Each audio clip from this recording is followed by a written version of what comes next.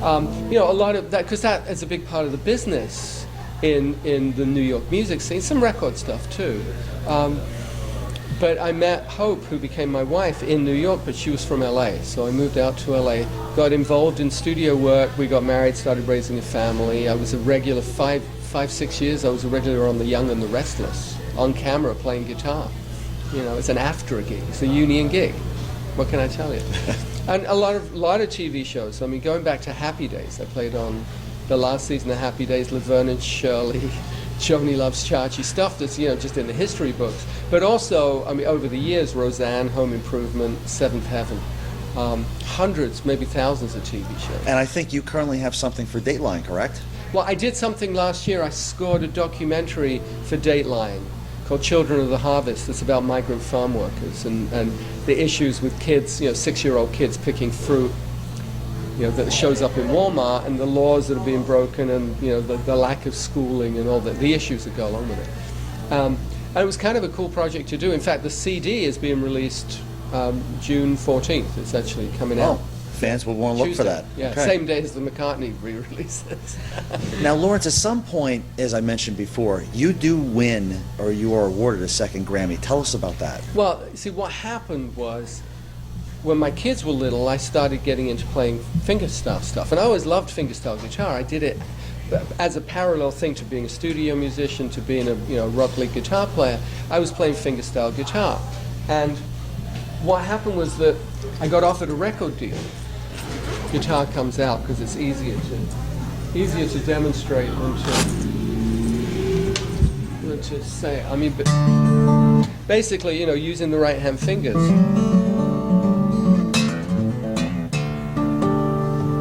to, you know, to create a complete musical statement. So, you know, bass and melody, and then, you know, harmonic stuff, rhythms, you know, all that kind of stuff. And what happened was I got offered a record deal, so I made an album, and it got played on the radio, and it was called Solo Flight. Got played, this was 1990. Got played, people said, do it again. So I did another one. And I kept doing it, and I'm now, I think the latest one is my 19th. And along the way, I put out, mostly I was doing original stuff, but I started getting into arranging, and I got kind of begged to do a Beatle album, which I really didn't want to do. I didn't want Really? to, yeah, because I was too busy composing. But I did a cover of Rain for an album of mine called Mosaic in about 98. And my wife Hope said, you know, if you don't do this for anybody else, do it for me. So I said, okay, you produce. So I handed her the production reins, and it ended up, you know, we did this record, it was well received, ended up being voted, I think, in the top 10 all-time acoustic guitar records by Acoustic Guitar Magazine. And then, you know, gave it to Paul, and he said, well, what about Wings? You know, so eventually, I didn't want to do it, but you know, the process kind of took over. So I did an album of Wings tunes called One Wing. And then last year I put out volume 2 of the Beatles, because it's not like there's any shortage of tunes, you know, I mean, there's like 1 million of them. And this whole thing kind of developed into really, you know, a full-blown career where I started touring and getting involved with guitar companies, eventually with Martin Guitars, developing a signature model, a signature series, not just one guitar, but a whole series of guitars with them. And in the midst of this, Solidaire Records, who put out my albums, said, you know, we're doing a Henry Mancini compilation, what do you want to do? And I said, Pink Panther, straight away. So I did this arrangement of Pink Panther, and we ended up, like, the album won a Grammy, you know, so. That's great. Yeah. That is great. Yeah, Now best this. pop instrumental. So I have best rock instrumental, best pop instrumental. Now we want to talk about the guitar. Let's segue into the guitar for a second. Right. I know you have the LJ model with Martin. Right. Now the LJ model it's an OM. It's an orchestra model, which means that it's a triple aught size body. It's not as big as a dreadnought. Not like a D size. It's not a dreadnought size. It's smaller than that. But the OM, the orchestra model, has a long scale. The triple aught is the same scale length, let's say, as a Gibson. But the this is 25.4 inches. triple the short scale, like the Gibson kind of scale, is 24.9. It's a half-inch difference in the scale length, which actually works nicely for lower tuned stuff. That's a beautiful guitar. Well, this is the maple one, and the 1 3/4 inch neck width makes it very fingerstyle friendly. And typically Martins in the 30s did that, but then later they got into the narrower dreadnought, like at 1 11/16, which is great if you're making chords in first position, but it just doesn't give you enough space. And then I went here 2 1/4 at the saddle and at the 12th fret, which isn't the full vintage width, but what it turns it into is a major kind of a performance guitar, a modern version of what they did as a vintage instrument. Adirondack spruce top, this one as a maple instrument. That's beautiful. That's beautiful. And it's available also in Madagascar rosewood too. Now, Laurence, I would be remiss if I didn't ask you, what type of amplification are you going through? Last night I didn't use any. I played a theater where I just played acoustically. Really? About 150 people, yeah. Up to 300 I've actually done it with no amplification. I use a guitar pickup. Seymour Duncan has this collaboration. It's under the saddle. With a collaboration that Seymour has with Rick Turner, Duncan Turner Acoustic Research. And then I have a custom Audix mic inside too, and I blend the two through a Headway preamp, which is an English-made preamp, which is very transparent. I mean, I don't use EQ.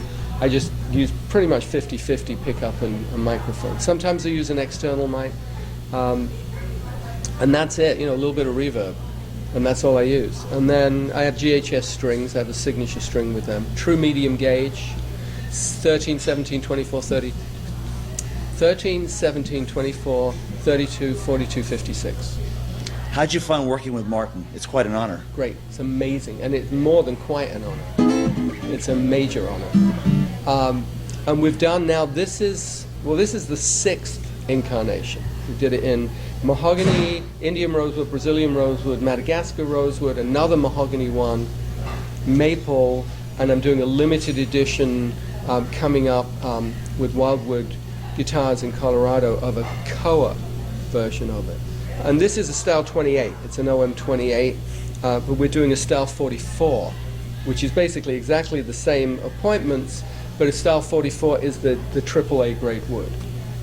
So it's an order of magnitude beyond this. But I've really tried to go for like a value for money kind of instrument. I mean, the retail price on this is $5,500, including the pickup, which is actually, believe it or not, is value for money. When you consider that if you ordered the same thing through the custom shop with the cutaway, you'd probably be paying, like $6-7 grand for it. Well, yeah. Laurence, let's talk about the tour. Okay. Now, you had told me that this is the last night of your tour. Of my East Coast. Of the East Coast tour, yeah. Okay. How's the tour been? Well, let's see. I mean, I've been through the Midwest. I've been in Europe, California stuff. I've got more stuff to go. Festivals coming up in July. It's an endless tour. I mean, it's not like I kind of tour and then don't do anything for 3 years. It's a constant process. So this week has been great. I actually get a couple of weeks off at home to do some writing and recording, take care of business. But then, I'm going to Montreal for the festival, back to LA for a festival that I'm doing with Tommy Emmanuel for the LA Guitar Festival on July 2nd. Then Vancouver Island Festival, where I'm not only playing solo, I'm also going to be playing with David Crosby and backing him up, along with Steve Holley from Wings. He's playing drums. Wow. And then it keeps going, I will tell you, it is. I even saw on your website that you were going to be doing some work for a video game, correct? Oh, I did. Yeah, I wrote. There's a game called Diablo 3, and I wrote a whole bunch of music for it. It's a very iconic game, and this is the 3rd incarnation. People have been waiting like 10 years for this game. And when you go to the BlizzCon, which is Blizzard Entertainment, who do that, it's like 15,000 people. They sell out in 20 minutes. I mean, forget the Beatles stuff. This is like way beyond that in terms of.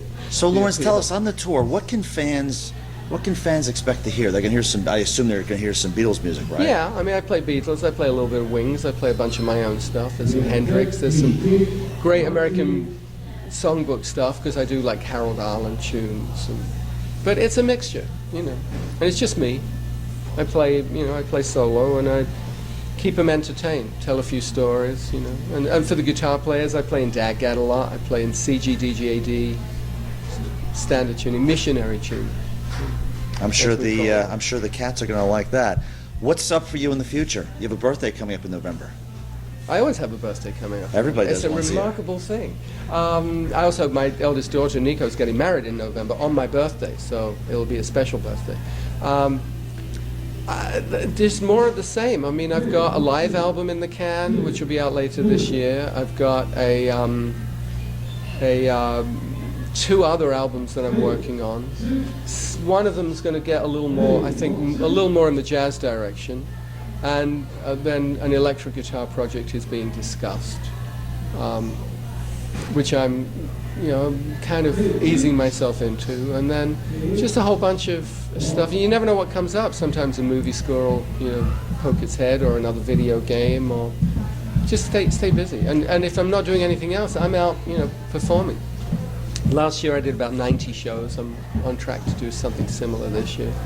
I think what I find amazing is that when you talk with artists of yourself, like yourself, there is no slowing down. You're just still moving strong. Well, Paul hasn't slowed down. I mean, he's actually doing more work now than he's done in years. You know, the last couple of years he's just really upped his game. It's funny you said that, because I actually interviewed John Anderson from Yes last week, and he told me the same thing. He said he's busier now than he was before. He's doing the same festival that I'm playing at in Vancouver Island, British Columbia. Yeah, he's going to be there.